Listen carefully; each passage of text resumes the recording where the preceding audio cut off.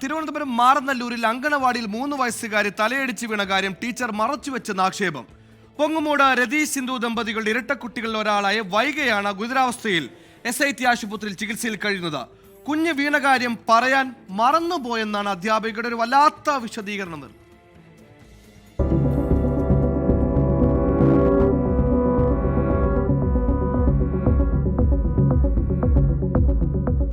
വ്യാഴാഴ്ച ഉച്ചയ്ക്ക് 12 മണിക്കാണ് സംഭവം.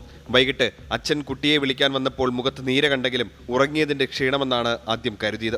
വീട്ടിലെത്തിയ കുഞ്ഞ് ഛർദ്ദിച്ചതോടെ അംഗനവാടിയിലെ ടീച്ചറിനെ വിളിച്ച് കാര്യം തിരക്കിയപ്പോഴാണ് വീണ കാര്യം പറയുന്നത്. കസേരയിൽ നിന്ന് പിന്നോട്ട് മറിഞ്ഞു വീഴുകയായിരുന്നുവെന്നാണ് ടീച്ചർ പറഞ്ഞത്. കുട്ടിയുടെ തലയോട്ടി പൊട്ടിയിട്ടുണ്ട്, തലച്ചോറിൽ രക്തം കട്ട പിടിച്ചിട്ടുണ്ട്, തോളലും പൊട്ടിയിട്ടുണ്ട്, നട്ടലിനും ക്ഷതമേറ്റിട്ടുണ്ട്. ഉയരത്തിൽ നിന്നുള്ള വീഴ്ചയിലാകാം പൊട്ടലേറ്റതെന്നാണ് ഡോക്ടർമാരുടെ വിലയിരുത്തൽ. സംഭവം പറയാൻ മറന്നുപോയതെന്നാണ് ടീച്ചറുടെ വിശദീകരണം. സംഭവത്തിൽ ബാലാവകാശ കമ്മീഷൻ കേസെടുത്തു. 24 തിരുവനന്തപുരം.